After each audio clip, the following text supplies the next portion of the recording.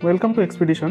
Please like, comment, and subscribe, and press the bell icon for quick notifications.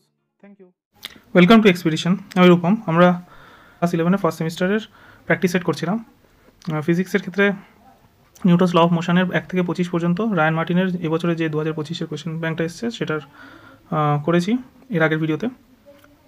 1 থেকে 25 আমাদের হয়ে গেছে, তাহলে এখানে আমরা 26 থেকে মানে 26 থেকে কন্টিনিউ করছি। তোমরা যদি আগের ভিডিওটা না দেখে থাকো তাহলে ডিসক্রিপশনে তোমরা প্লেলিস্ট পেয়ে যাবে, তোমরা ম্যাথসেরও প্লেলিস্ট পেয়ে যাবে, সেখানে আমি সেট থিওরি নিয়ে ভিডিও করিয়েছি এবং ওখানেও ভিডিও আসতে থাকবে, তো তোমরা ডিসক্রিপশনটা দেখে নিও।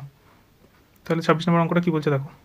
তো একটা বল এইভাবে এসে ব্যাটে ধাক্কা লাগলো, ব্যাটে ধাক্কা লেগে 45 ডিগ্রি কোণ করে চলে গেছে, বা এটাকে আমরা এইভাবে আঁকতে পারি, এটা হচ্ছে 45 ডিগ্রি, পুরো অ্যাঙ্গেলটা 45 ডিগ্রি। এটা ইনিশিয়াল ভেলোসিটি v1, এটা ফাইনাল ভেলোসিটি v2। বলেছে ইনিশিয়াল ভেলোসিটি কত, 36 kilometre per hour, 36 kilometre per hour. এটাকে যদি আমরা 5/18 দিয়ে গুণ করি, 18 দুগুণে 36, 5 দুগুণে 10, তাহলে 10 মিটার পার সেকেন্ড হয়ে যাবে এর ইনিশিয়াল ভেলোসিটি। তো initial velocity 10 metre per second, এবং ফাইনাল ভেলোসিটিও বলেছে একই দ্রুতি মানে ভেলোসিটির মানটা 10 মিটার পার সেকেন্ডই আছে, ঠিক আছে। এটা হচ্ছে 0.157 কেজি, ঠিক আছে, এটা হলো। তাহলে কি জিজ্ঞেস করেছে, বস্তুর প্রযুক্ত ঘাত মানে হচ্ছে ইম্পালস মানে আগের দিন আমরা পড়েছি যে এফ ইন্টু টি, বল ইন্টু সময়, বা ইম্পালস মানে আরও একটা জিনিস পড়েছিলাম যে ডেল্টা পি মানে ভরবেগের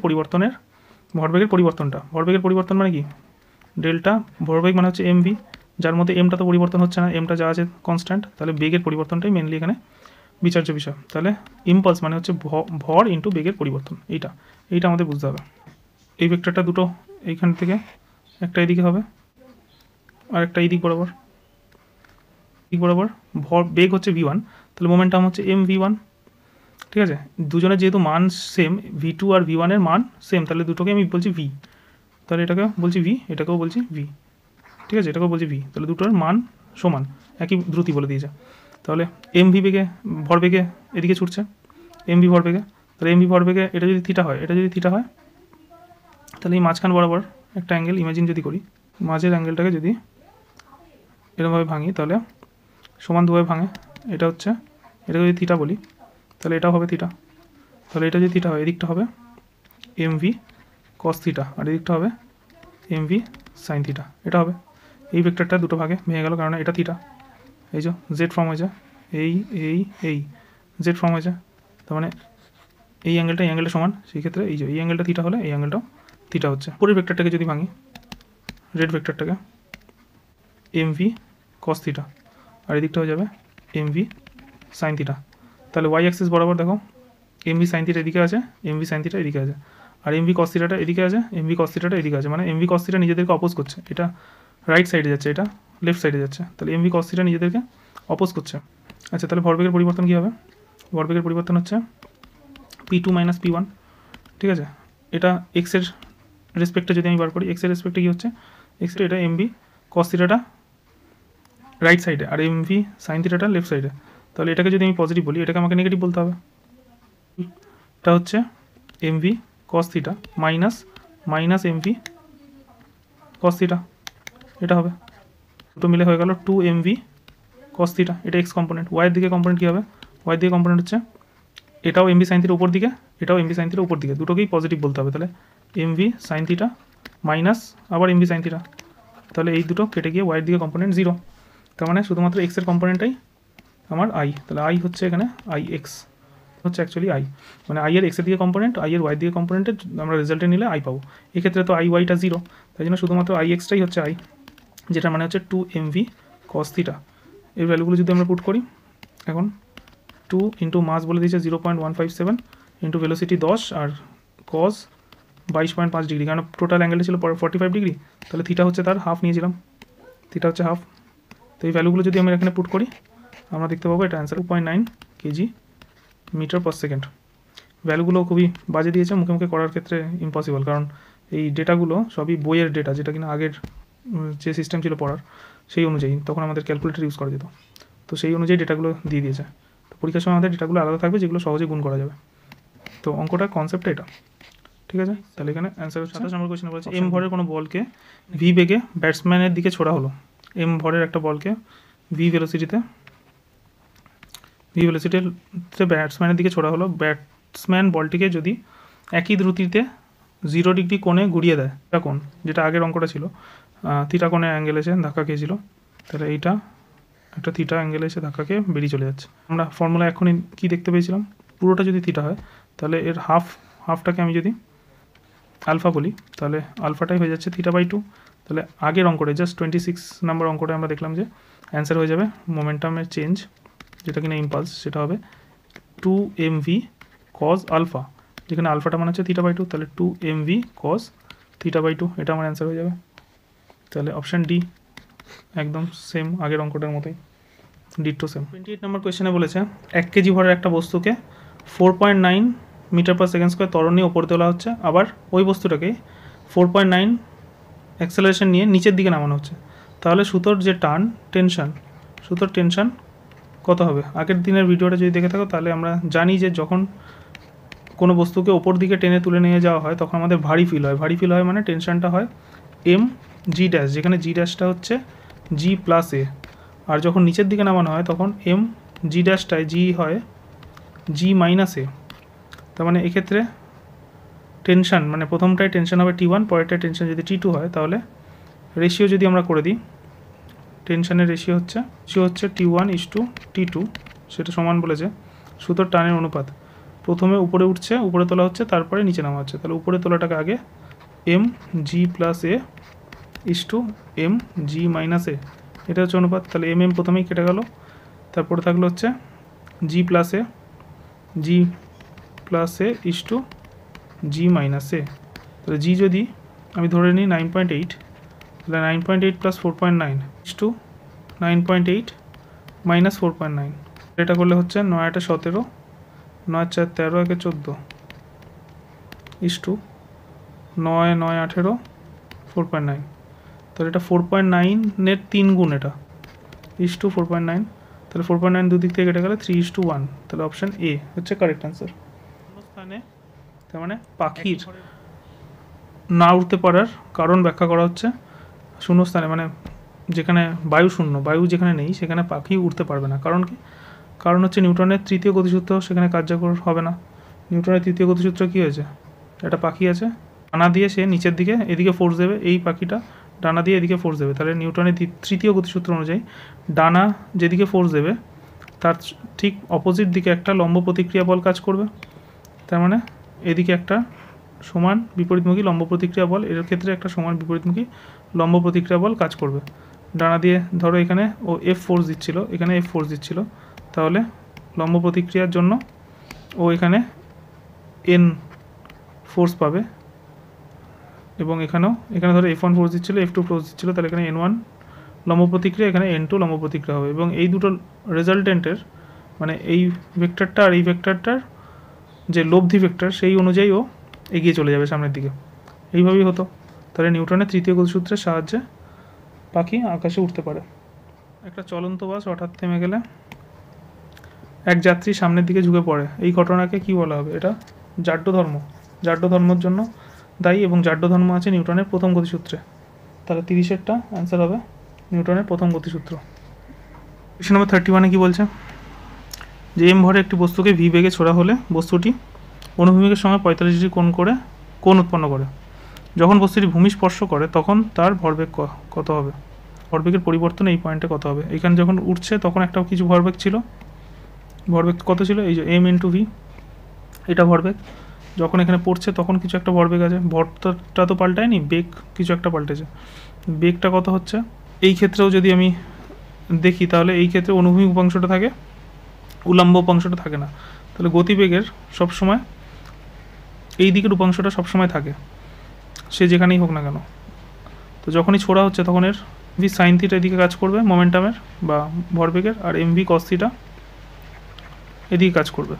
এখানে যখন এসে পড়বে তখন এখানে দুটো ভাগে ভেঙে দিলাম, এটাও হবে এই থিটা হয়, তাহলে এটা হবে এমভি কস থিটা আর এটা হবে এমভি সাইন থিটা। তো এখানে স্পষ্টত দেখতে পাচ্ছি যে এমভি কস থিটাটা সেম রয়ে গেছে, তাহলে এমভি কস থিটার কোনো পরিবর্তন আসেনি। এমভি সাইন থিটাটা আগে উপরে ছিল, এখন নিচের দিকে এসে গেছে।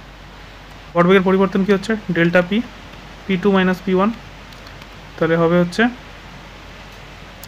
এমভি সাইন থিটা মাইনাস আবার মাইনাস এমভি সাইন থিটা, মানে এটা হচ্ছে উপরের দিকেটাকে পজিটিভ বললে নিচের দিকেরটাকে নেগেটিভ বলতে হবে।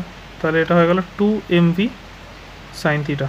এবার theta 45 degree, 2 MV sine 45, sine 45 মানে আমরা কি জানি, সাইন 45 মানে 1/√2, তাহলে হয়ে গেল 2 এমভি রুট 1/√2, তাহলে 1/√2 আর 2 কাটলে কত হয়, √2, তাহলে অ্যান্সার হয়ে গেল √2 এমভি। তাহলে অ্যান্সার হচ্ছে অপশান এ, √2 এমভি। এটাই হচ্ছে ভরবেগের পরিবর্তন। ঠিক আছে, নেক্সট অঙ্ক কোয়েশ্চেন 32তে কী বলছে, কোনো বল ছাড়াই গতিশীল কোনো বস্তুর গতিপথের প্রকৃতি কীরূপ হবে। কোনো বল ছাড়াই, কোনো বাইরে থেকে আমি ফোর্স দিচ্ছি না, কোনো বল ছাড়াই গতিশীল কোনো বস্তুর গতিপথের প্রকৃতি কী হবে। তাহলে কোনো বস্তুকে যদি বাইরে থেকে এক্সটার্নাল বল, মানে বাইরে থেকে কোনো বল আমি কাজ না করাই, তাহলে বস্তুটা হয় স্থির থাকবে, না হয় সরলরেখা বরাবর সমবেগে চলতে থাকবে। তাহলে অ্যান্সার হবে সরলরেখা বরাবর চলতে থাকবে। আচ্ছা, কোয়েশ্চেন নাম্বার 33, যখন কোনো লিফট সমবেগে উপরে উঠছে, সমবেগ মানে ভেলোসিটি কনস্ট্যান্ট, তার মানে ভেলোসিটি কনস্ট্যান্ট মানে হচ্ছে অ্যাক্সেলারেশন জিরো। অ্যাক্সেলারেশন যদি জিরো হয় সেক্ষেত্রে কোনো রকম ফোর্স ও ফিল করবে না, তার ফলে ওর যে নিজের ওজন সেই ওজনটাই ও ফিল করবে, আপাতত ওজন সেম ফিল হবে, মানে নিজের যা ওজন সেটাই ফিল হবে, বাড়বেও না কমবেও না। অপশান বি হচ্ছে কারেক্ট অ্যান্সার, একই থাকে। 4 কেজি ভরের ব্লকের ওপর 12 নিউটন অনুভূমিক বল পশ্চিম দিকে প্রয়োগ করা হচ্ছে, এর ওপরে 12 নিউটন ফোর্স লেফট সাইড, পশ্চিম দিকে মানে লেফট সাইডে এর উপরে অ্যাপ্লাই করা হচ্ছে। উভয় ব্লকের সাধারণ ত্বরণ, দুজনের অ্যাক্সেলারেশন, দুটো ব্লকেরই অ্যাক্সেলারেশন সেম হয় আমরা জানি, আর সুতোর টান, এই সুতোর মধ্যে কতটা টেনশন কাজ করছে এই দুটোর মধ্যে বের করতে হবে। তো খুবই সোজা অঙ্ক। তাহলে 12 নিউটন যে ফোর্সটা কাজ করছে সেইটা দুজনকে একসাথে টেনে নিয়ে যাচ্ছে, তাহলে total force equals to M A total mass into total acceleration, মানে দুজনেরই কমন যে অ্যাক্সেলারেশন সেটা। তাহলে এ হচ্ছে 12/4 2 6, কাটলে 2, তাহলে অ্যাক্সেলারেশন হচ্ছে 2 মিটার/সেকেন্ড স্কোয়ার। তাহলে এই সুতোটা টেনশনটা বার করতে চাইলে আমরা দেখতে পারি যে এই টি টেনশনটা এই বক্সটাকে সামনের দিকে টেনে নিয়ে যাচ্ছে, তাহলে আমরা বলতে পারি যে টি টেনশন হচ্ছে এই বক্সটার জীবনে গতি আনছে, মানে এই বক্সটার জন্য যে ড্রাইভিং ফোর্স সেটা হচ্ছে টি টেনশনটা হচ্ছে। তাহলে T equals to M A, small M A মানে হচ্ছে 2 কেজি বস্তু এবং তার অ্যাক্সেলারেশন, তাহলে টেনশন ইকুয়ালস টু 2 কেজি ভরের বস্তু মানে 2, অ্যাক্সেলারেশন আমরা এখান থেকে বার করেছি 2, তাহলে 2 দুগুণে 4 নিউটন, তাহলে হয়ে গেল অপশান বি, নিউটন আর 2 মিটার/সেকেন্ড স্কোয়ার, এটাই হবে। তার মানে এই 12 নিউটনের মধ্যে মাত্র 4 নিউটন হচ্ছে এই 2 নম্বর বক্সটাকে টেনে সামনের দিকে আনছে, আর এইটাই হচ্ছে এই দড়ির মধ্যে টেনশন ফোর্সটা কাজ করছে। আমরা যদি এই বক্সটা অনুযায়ী টেনশন ফোর্সটা বার করতে চাইতাম তাহলে কী করতে হতো, তাহলে এখানে একটা ইকুয়েশন ফর্ম করতে হতো। আমরা এরকম লিখতাম যে এরকম একটা বক্সে টি টেনশন সবসময় সারফেস থেকে বাইরের দিকে, যখন আমি এই বডিটাকে কনসিডার করব তখন টেনশন ডিরেকশন আমরা এদিকে নেব, এফ ফোর্স ওকে এদিকে টানছে, টি টেনশন পেছন দিকে টানছে, আলটিমেটলি ও সামনের দিকে যাচ্ছে, এই দিকে যাচ্ছে বস্তুটা এই অ্যাক্সেলারেশন নিয়ে, তাহলে ওর জীবনে গতি আনছে, মানে 4 কেজির অবজেক্ট ইন্টু এই অ্যাক্সেলারেশন নিয়ে এগিয়ে যাচ্ছে। এবার এফটা হচ্ছে 12 আমরা জানি, টিটা আমি জানি না, 4 ইন্টু অ্যাক্সেলারেশনটাও বের করে ফেলেছিলাম 2, 4 দুগুণে 8, তাহলে দেখো এখান থেকেও টি বেরিয়ে যাচ্ছে 4 নিউটন, এখানে 4 দুগুণে 8, 12 - 8 করলে 4 নিউটন। এইভাবে আমরা টেনশনটা বার করতে পারি চাইলে। ঠিক আছে, দেখো 35 নম্বর কোয়েশ্চেনে বলেছে এ ত্বরণে উপরের দিকে গতিশীল, এ ত্বরণ নিয়ে উপর দিকে একটা লিফট যাচ্ছে, সেখানে ছাদ থেকে ঝোলানো কপি কলের এক প্রান্ত এম এবং অন্য প্রান্তে ক্যাপিটাল এম ভর ঝোলানো আছে, এইদিকে স্মল এম আর এইদিকে ক্যাপিটাল এম ভর ঝোলানো আছে কপি কলের মাধ্যমে। তাহলে এখানে সুতোর মধ্যে টান এদিকে কাজ করবে, এই সুতোর মধ্যে টান এদিকে কাজ করবে, তাহলে এই প্রতিটা সুতোতে কত টান কাজ করবে সেটা আমাকে কোশ্চেনে জিজ্ঞেস করেছে, মানে বেসিক্যালি আমাকে জিজ্ঞেস করেছে এখানে টিটা কত হবে। তো আমি ধরে নিচ্ছি যে এই যদি এটা চুপচাপ স্থিরভাবে থাকতো, কোনো অ্যাক্সেলারেশন না থাকতো, ফ্রেমটা জাস্ট স্থির থাকতো, তাহলে এর ইকুয়েশনটা কী হতো, টি ওপর দিকে কাজ করছে এই বডিটার জন্য, ধরো এটাকে আমি বি বডি বলছি, এটা এ, তাহলে বি যে বডিটা আছে তার ওপরে কি ফোর্স কাজ করছে, এমজি ফোর্স নিচের দিকে কাজ করছে, ক্যাপিটাল এমজি, আর এটার ক্ষেত্রে স্মল এমজি ফোর্স নিচের দিকে কাজ করছে, আর টেনশন ফোর্স ওপর দিকে কাজ করছে, এটাও টেনশন ফোর্স ওপর দিকে কাজ করছে। এ ড্যাশ অ্যাক্সেলারেশন নিয়ে এটা উপর দিকে উঠছে, আর বড় বক্সটা এ ড্যাশ অ্যাক্সেলারেশন নিয়ে নিচের দিকে নামছে। তাহলে আমরা আগের অঙ্কে করেছি ডিরেক্ট এ ড্যাশ বার করতে আমরা জানি যেটা হচ্ছে বড় মাস মাইনাস ছোটো মাস বাই বড় মাস প্লাস ছোটো mass equals to into G equals to A dash. এটাই হচ্ছে যদি কোনো রকম অ্যাক্সেলারেশন না থাকে তাহলে যে অ্যাক্সেলারেশনটা তৈরি হবে সেটা। টেনশনের ফর্মুলা ডিরেক্ট লিখতে পারি বা ইকুয়েশন থেকে যদি আমরা লিখি যে এইটার জন্য যদি আমরা টেনশন ইকুয়েশন লিখি তাহলে এখানে ক্যাপিটাল এম জি জিতে যাবে, কেননা জিনিসটা এদিক থেকে এদিকে মুভ করছে। ক্যাপিটাল এম জি জিতে যাবে মাইনাস টেনশন ইকুয়ালস টু এই ক্যাপিটাল এম বক্সটার ওপরে যে ফোর্সটা কাজ করছে, মানে যে ফোর্সটার জন্য এ ড্যাশ অ্যাক্সেলারেশন নিয়ে এটা মুভ করছে। তাহলে এখানে যদি আমরা ক্যাপিটাল টিটাকে ওদিকে নিয়ে যাই আর স্মল এমটাকে এদিকে নিয়ে আসি তাহলে M G minus M A dash এটা হবে। তাহলে এখান থেকে আমরা টি ইকুয়ালস টু লিখতে পারি M G minus M A dash মানে হচ্ছে capital M minus small M by capital M plus small M into G, এটা হচ্ছে। তাহলে ক্যাপিটাল এম জি কমন নিয়ে নিচ্ছি, তাহলে পরে থাকবে 1 minus capital M minus small M by capital M plus small M. এটা যদি এলসিএম করি তাহলে দেখো M plus M minus capital M minus মাইনাসে প্লাস স্মল এম। তাহলে এম আর এম যদি কেটে দিই তাহলে এখানে পড়ে থাকবে M plus M two M, তার মানে এম জি এদিকে হলো 2m by M plus M. তার মানে এটাই যদি গুছিয়ে লিখি তাহলে এটা হবে 2 small M capital M by M plus M into G. এটাই হচ্ছে আমাদের টেনশন। একটা দড়িতে যতটা টেনশন ফিল হয় সেটা হচ্ছে এটা, যখন এটা চুপচাপ দাঁড়িয়ে থাকে, পার্টিকেলটা যখন চুপচাপ দাঁড়িয়ে থাকে তাহলে যে টেনশনটা দড়িটা ফিল করবে সেটা হচ্ছে এটা, ঠিক আছে।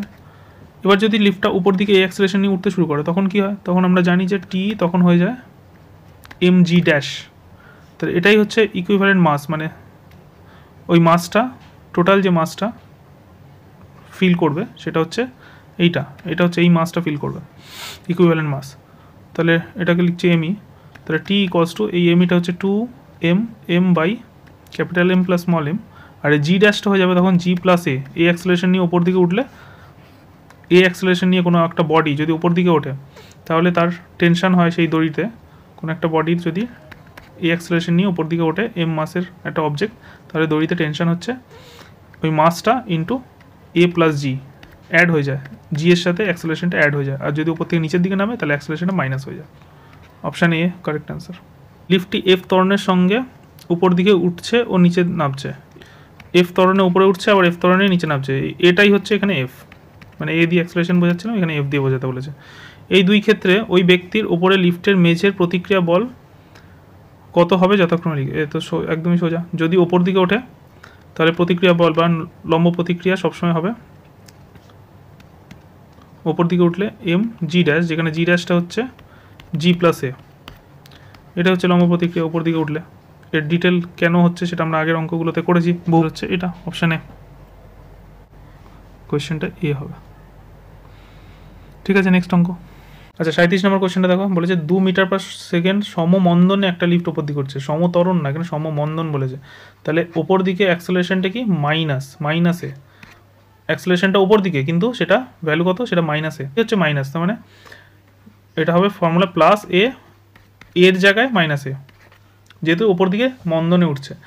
ত্বরণে বা অ্যাক্সেলারেশনে উঠলে এ লিখি, মন্দনে বা ডিঅ্যাক্সেলারেশনে উঠলে মাইনাসে লিখি, তাহলে সমমন্দনে যেহেতু উপর দিকে উঠছে তাহলে এটা হবে অ্যান্সার। তাহলে উপর দিকে আমরা অ্যাডই করছি কিন্তু সেটা মাইনাস এতে, তাহলে এখানে হয়ে যাচ্ছে এম জি মাইনাস 2, তাহলে এম হচ্ছে 60, জি হচ্ছে 10 মাইনাস 2, তাহলে 60 ইন্টু 10 মাইনাস 2 8, 6টা 48, 480 নিউটন, এত অপশান বি।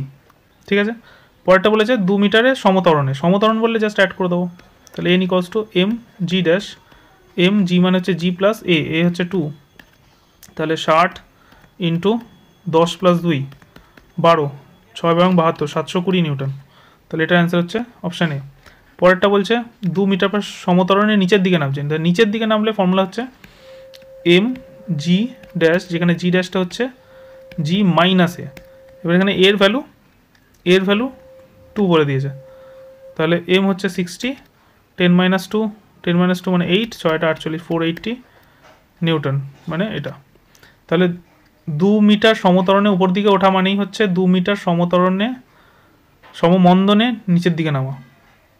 বলেছে শূন্যস্থান পূরণ করো। চলমান লিফটের নিচে নামার ক্ষেত্রে লম্ব প্রতিক্রিয়ার ঋণাত্মক হওয়ার শর্ত হলো ড্যাশ এবং সম্পূর্ণ ভারহীন মনে হওয়ার শর্ত হলো ড্যাশ। সম্পূর্ণ ভারহীন হওয়ার শর্ত হলো জি ড্যাশটাকে 0 করতে হবে। এন মানে হচ্ছে এম জি ড্যাশ, জি ড্যাশটাকে, জি ড্যাশ মানে ছিল জি প্লাস এ উপর দিকে উঠলে আর জি মাইনাস এ নিচের দিকে নামলে। তাহলে নিচের দিকে যখন নামবে, যখন জি এর ভ্যালুটা তো আমরা জানি, এ এর ভ্যালুটাকে যদি জি করে দিই তাহলে জি মাইনাস জি, তবে এটা 0 হয়ে যাবে। তাহলে নিচের দিকে নামার সময় যদি জি অ্যাক্সেলারেশনে নামে তবে ভ্যালুটা 0 হয়ে যাবে। তাহলে চলমান লিফটের নিচে নামার ক্ষেত্রে প্রথম কথা ঠিক আছে, লম্ব প্রতিক্রিয়া মানে এন ভ্যালুকে ঋণাত্মক হওয়ার শর্ত তার মানে বোঝাই যাচ্ছে যে এর ভ্যালুটা যদি জি এর থেকে বড় হয়ে যায়, এ গ্রেটার দেন জি হয়ে গেলে এটা হচ্ছে এ গ্রেটার দেন জি। আর সম্পূর্ণ ভারহীন হওয়ার শর্ত হচ্ছে এ ইকুয়ালস টু জি। এই দুটো কন্ডিশন, এ যদি জি এর থেকে বেড়ে যায় তাহলে নেগেটিভে চলে যাবে, তো অতি ভারহীনতা বলে তখন সেটাকে। নেক্সট অঙ্কে বলছে 41, বলেছে এই যে ছবিটা দেওয়া আছে, এই ছবিটা, এটাকে বড় করি। দেখো T1 আর T2 কত হবে, ভেক্টরটা এদিকে আছে, এর সঙ্গে এটা থিটা অ্যাঙ্গেল করে আছে, তাহলে এইদিকে কি তৈরি হবে, cos থিটা উপাংশ, T2 cos 30 এদিকে তৈরি হবে cos 30, আর এদিকটা কি তৈরি হবে T2 sin 30। cos 30 মানে √3/2, তাহলে √3/2 T2। এটাই কাকে অপোজ করছে, T1 কে অপোজ করছে, তার মানে T1 = √3/2 T2, এটা হয়ে গেল। আর T2 sin 32 কাকে অপোজ করছে, এই যে এই ফোর্সটাকে অপোজ করছে, এদিকে কত ফোর্স কাজ করছে, mg কাজ করছে। তাহলে T2 sin 30 মানে T2 sin 30 অপোজ করছে mg কে, আর T2 sin 30 মানে কি, sin 30 মানে হাফ, তাহলে T2/2 half equals to m কত 2 কেজি, আর g বলে দিয়েছে 10, তাহলে এখান থেকে আমরা T2 বেরিয়ে গেল, 2 এদিকে মাল্টিপ্লাই হয়ে যাবে, তাহলে 4 × 10, তাহলে হয়ে গেল 40 নিউটন হয়ে গেল T2। তাহলে T2 তোমার হয়ে গেল 40 নিউটন, আর T1 হয়ে যাবে এখানে, তাহলে T2 জায়গায় 40 বসিয়ে দাও, 40, তাহলে 2 আর 40 কেটে গেলে 20, তাহলে 20√3 আর 40 নিউটন, এই দুটো হচ্ছে আনসার। অপশানে দেখো 20√3 আর হচ্ছে 40, এই দুটো হচ্ছে তোমার অ্যান্সার। ওকে, এবার তাহলে 42তে কী বলেছে, একটি ঘর্ষণহীন অনুভূমিক টেবিলের ওপর দুটি ব্লক এ আর বি পরস্পরের সংস্পর্শে আছে। একটা প্রথম ব্লকটা হচ্ছে 3 কেজি, পরের ব্লকটা হচ্ছে 2 কেজি, এরকম আছে। এই দুটোকে কি বলেছে এবার, পরস্পর সংস্পর্শে আছে। এ ব্লকটিকে, এটা এ ব্লক আর এটা বি ব্লক, এ ব্লকটিকে 10 নিউটন অনুভূমিক বল দিয়ে বি ব্লকের দিকে ঠেলা হলো, এই দিক থেকে একটা 10 নিউটন ফোর্স দিয়ে বি ব্লকের দিকে ঠেলছে। তাহলে প্রথমে অ্যাক্সেলারেশন বার করবে, তো অ্যাক্সেলারেশন হবে force equals to total mass 3 + 2 into কিছু একটা অ্যাক্সেলারেশন তৈরি হচ্ছে দুজনের জীবনে, common acceleration, A equals to তাহলে 10, আর এটা হচ্ছে 3 2 5, 5কে 10 দিয়ে ভাগ করলে 2 মিটার পার সেকেন্ড স্কোয়ার, এই 2 metre per second square acceleration তৈরি হচ্ছে। এই অ্যাক্সেলারেশন নিয়ে এ বক্সটাও চলছে, বি বক্সটাও চলছে, তাহলে এ বক্সটা উপরে যে ফোর্সগুলো কাজ করছে, এখানে জিজ্ঞেস করেছে এ ব্লকটি বি ব্লকের ওপর কত বল প্রয়োগ করছে, তার মানে কি এ আর বি এর মধ্যে যে তলটা, এই তল বরাবর এ বি এর ওপর একটা ফোর্স দিচ্ছে, এবং বিও সেই একই তল বরাবর লম্ব প্রতিক্রিয়া একটা ফোর্স পেছন দিকে দিচ্ছে। তাহলে এই যে বলটা, এই ফোর্সটাকে আমি এন বলছি, তাহলে এদিকেও সেই বলটাই আবার কাজ করছে, এন কাজ করছে, তার মানে আমাদের এন এর মানটা বার করতে হবে। 10 নিউটন ফোর্স এদিকে কাজ করছে এবং বক্সটা এ অ্যাক্সেলারেশন নিয়ে আলটিমেটলি এদিকেই যাচ্ছে, তার মানে কে জিতছে, 10 নিউটন ফোর্সটা জিতছে। তাহলে অ্যান্সার হচ্ছে 10 নিউটন, মানে ইকুয়েশনটা তৈরি হচ্ছে 10 newton minus N equals to এর জীবনে গতি আসছে ক্যাপিটাল এম বক্স 3 কেজির বক্স ইন্টু অ্যাক্সেলারেশন। তাহলে স্মল এনটার ভ্যালু কত হবে 10, এটা 3 এটার দিকে চলে আসবে, minus 3 equals to capital N, আর 3 এটার ভ্যালু কত বেরিয়ে যায় 2, তাহলে 3 × 2 করলে 6, তাহলে 10 - 6 ইকুয়ালস টু এন, তার মানে এন ইকুয়ালস টু হয়ে গেল 4 নিউটন। তাহলে 4 নিউটন ফোর্স এই তল বরাবর, স্পর্শ তল বরাবর কাজ করছে। 42-এর 1 নম্বর উত্তর হয়ে গেল 4 নিউটন। এই যে এদিকে ঠেলা হতো, মানে এখন অবজেক্টটা এদিকে যাচ্ছিল, তার জায়গায় যদি অবজেক্টটা এদিকে যেত তাহলে কি হবে? তাহলে একই রকমভাবে বি ব্লকটি এ ব্লকের উপর কত বল প্রয়োগ করবে। তাহলে এবার জিনিসটাকে ফ্রেমটাকে ঘুরিয়ে দিই, ঘুরিয়ে দিলে ব্যাপারটা কি হয় দেখো। আমাকে বলেছে এই দিক থেকে বলটা প্রয়োগ করব 10 নিউটন, তাহলে অ্যাক্সেলারেশন তো একই বেরোবে 2, যেদিকেই যাক না কেন। টোটাল ফোর্স, এটা টোটাল মাস, অ্যাক্সেলারেশন করলে 2 বেরোবে। তো প্রথমে এই অঙ্কটা একই, এ হচ্ছে 2 মিটার পার সেকেন্ড স্কোয়ার। এবার তাহলে এই তল বরাবর বি কতটা ফোর্স দেবে এর ওপর, তাহলে বি এর ওপর আমি যদি মনে করি সেই একই রকমভাবে এন ফোর্স দিচ্ছে, তাহলে বি এর ওপরে এন ফোর্স দিচ্ছে, তাহলে এ ও বি এর ওপর একটা লম্ব প্রতিক্রিয়া, মানে ওইটারই ফোর্সটা অপোজিট অ্যান্ড ইকুয়াল ফোর্স দেবে এন। তাহলে এখন অবজেক্টটার মোশন কোন দিকে হচ্ছে, এই দিকে যাচ্ছে এ অ্যাক্সেলারেশন নিয়ে, তাহলে ইকুয়েশনটা এইভাবে তৈরি হবে। তাহলে এখন 10 নিউটন এদিক থেকে জিতে যাবে, 10 মাইনাস এন ইকুয়ালস টু, আমরা এই বডিটার ওপরে 10 নিউটন ফোর্স কাজ করছে, তাহলে এই বডিটার রেসপেক্টে আমরা ফ্রি বডি ডায়াগ্রাম এবং তার ইকুয়েশন লিখছি, মানে 10 নিউটন ফোর্স কাজ করছে এই দিকে, আর এই যে এটা হচ্ছে বি বক্সটার উপরে কী কী ফোর্স কাজ করছে, একটা তো ওপর দিকে কাজ করছে, নিচের দিকে কাজ করছে, সেটা ক্যান্সেল আউট হয়ে যাচ্ছে, সেটাকে আমরা ধরছিই না। এন ফোর্সটা বডির ভিতরে এদিকে কাজ করছে, আর এদিক থেকে এদিকে আমরা 10 নিউটন ফোর্স কাজ করাচ্ছি, তাহলে 10 minus N equals to M A. এক্ষেত্রে এমটা হচ্ছে 2 কেজি, 2 কেজি ইন্টু অ্যাক্সেলারেশন, তাহলে এন হয়ে গেল এখানে 10 মাইনাস 2 এ মানে হচ্ছে এখানে 2, তাহলে 10 মাইনাস 2 দুগুণে 4 মানে 6 নিউটন।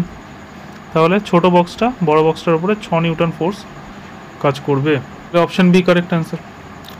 43 কোয়েশ্চেনটা কী বলছে, যে ঘর্ষণহীন অনুভূমিক তলের ওপর রাখা এম ভরের একটি নততলে এফ বল প্রয়োগ করা হলে, এই যে নততলে এফ বল প্রয়োগ করা হলে ব্লকটি নততল বরাবর গড়িয়ে পড়বে না কখন এই ব্লকটা নততল বরাবর গড়িয়ে পড়বে না। এখানে দেখো কোয়েশ্চেনটা ভালো করে, এই যে পাশে যে ছবিটা দেওয়া আছে, এখানে এফ বল এরকম প্রয়োগ করা হচ্ছে, ফোর্স দেওয়া হচ্ছে, তার ফলে এই যে বক্সটা আছে এখানে চুপচাপ আটকে আছে, এটা নিচে গড়িয়ে পড়ছে না, তার মানে এই গড়িয়ে পড়ার জন্য যে দায়ী সেটাকে ও উল্টো দিকে অপোজ করছে, আটকে রাখছে। এবার এটাকে আমরা দেখার চেষ্টা করছি, এর উপর যদি এফ ফোর্স কাজ করি তার এই পুরো সিস্টেমটা কিছু একটা অ্যাক্সেলারেশন নিয়ে, ধরলাম আমি এ অ্যাক্সেলারেশন নিয়ে সামনের দিকে এগিয়ে চলে যাচ্ছে এরকম।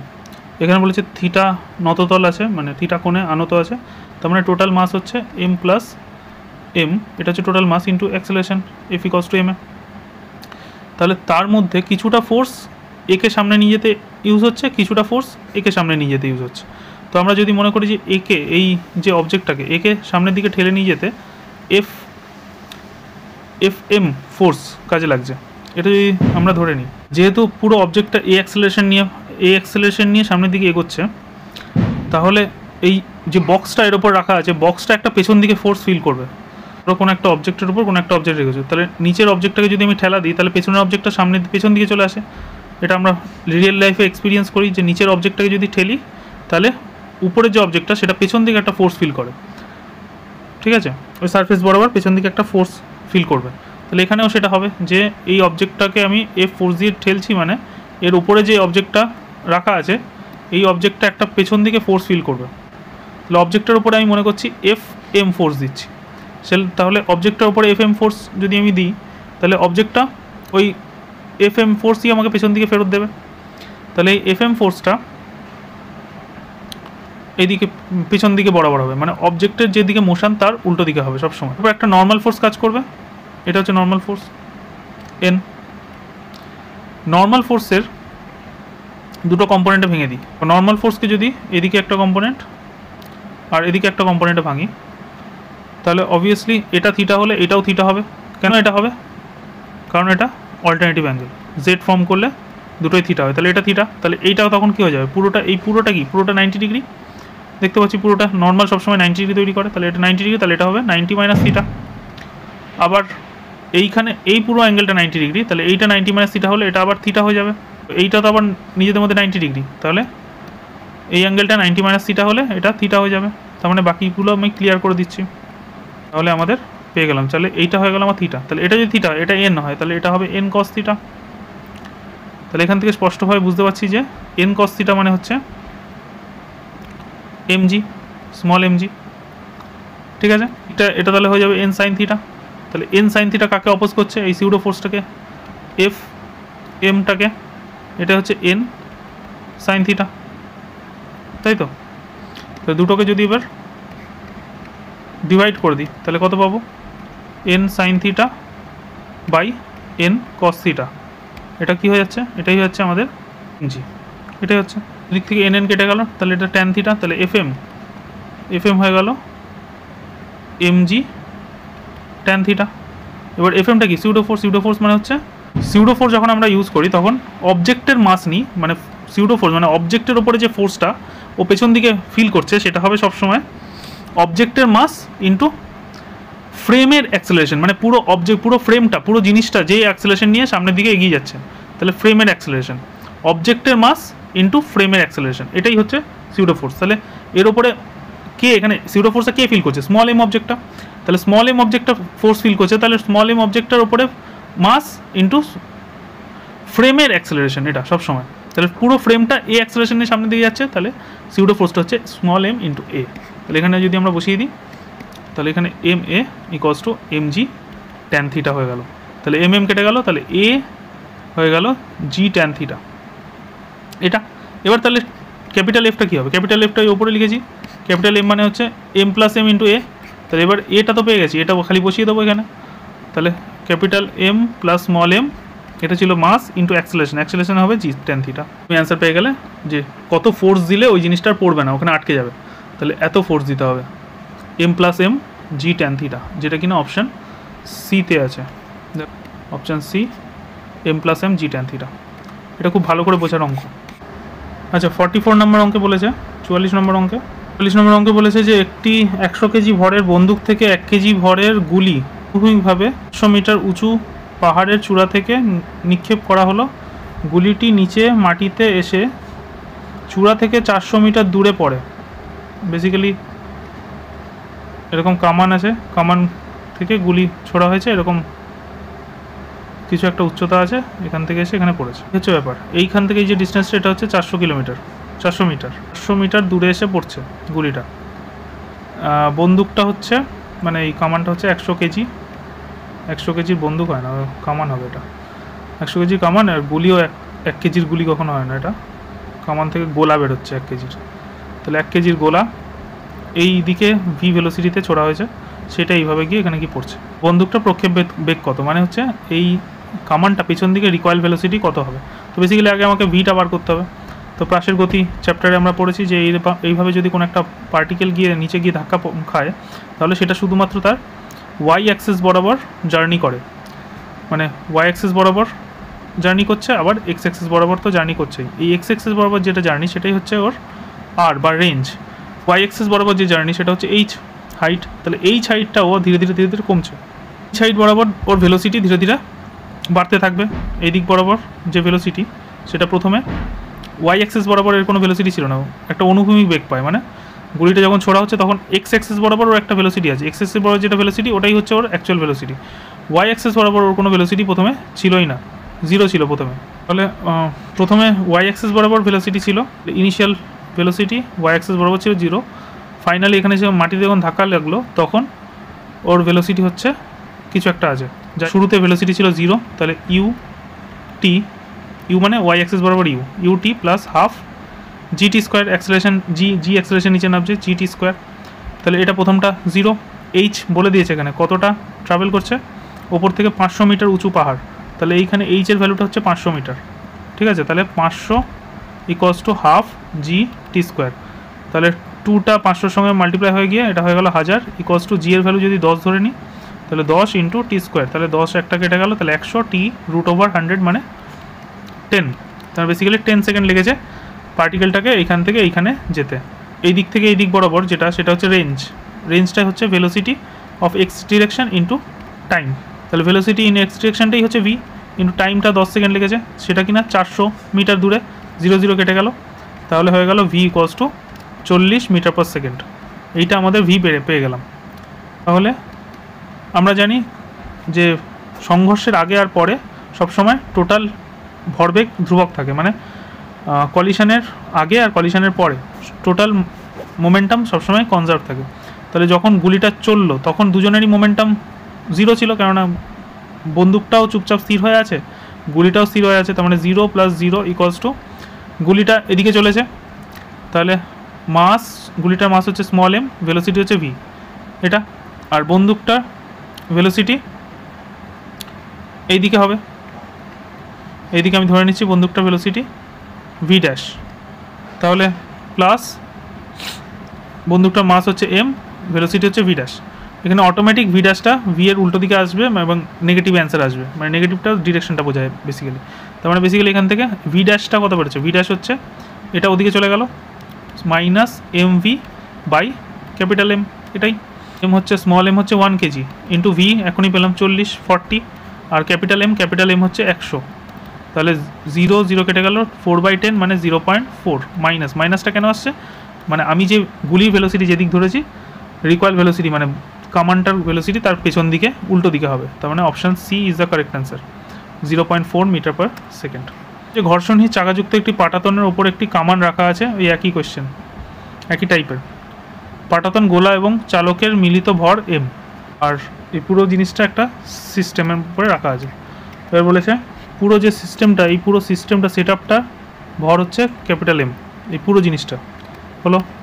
এবার বলেছে কামান থেকে ভি বেগে অনুভূমিকের দিকে একের পর এক এম ভরের গোলা ছোড়া হচ্ছে, তাহলে এখান থেকে ভি ভেলোসিটিতে এদিকে গুলি মানে গোলা ছোড়া হচ্ছে, গোলাগুলোর ভর হচ্ছে স্মল এম। এন সংখ্যক গোলা ছোড়ার পর পাটাতনের প্রক্ষিপ্ত বেগ কত হবে, মানে এখান থেকে যদি আমি 10টা গোলা ছুড়ি তাহলে এটা পেছন দিকে কতটা ভেলোসিটি জেনারেট করবে, এক এক করে যদি প্রতিবার আমি গোলা ছুড়ি তাহলে প্রথম গোলা ছুড়লাম কিছুটা পেছন দিকে ধাক্কা খেলো, পরেরটা ছুড়লাম আবার পেছন দিকে কিছুটা ধাক্কা হবে, তাহলে এরকম প্রত্যেকটা এনখানা গোলা যদি ছোড়া হয় তাহলে পেছন দিকে কতটা বেগ তৈরি হবে, সেটা কতগুলো এন সংখ্যক গোলা রাখা আছে। যখন প্রথম গোলাটা ছোড়া হবে তখন গোলা আর মানে এই পুরো সিস্টেমটা, নিচের যে সিস্টেমটা আছে সেখান থেকে একটা এম ভর বাইরে চলে গেল, তার মানে নিচের সিস্টেমটা টোটাল মাস কত হয়ে যাবে, এম মাইনাস স্মল এম,